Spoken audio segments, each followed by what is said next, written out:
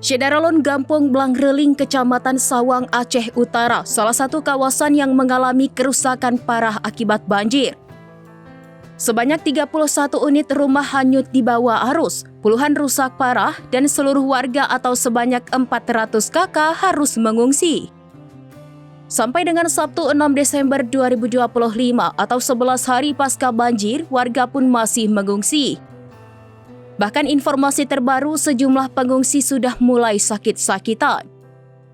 Isbahan Nur, warga setempat, kepada serambinews.com menjelaskan bahwa 400 kakak sampai saat ini masih mengungsi di 5 titik pengungsian.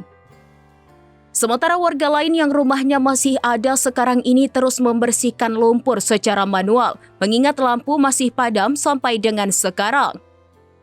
Lanjut.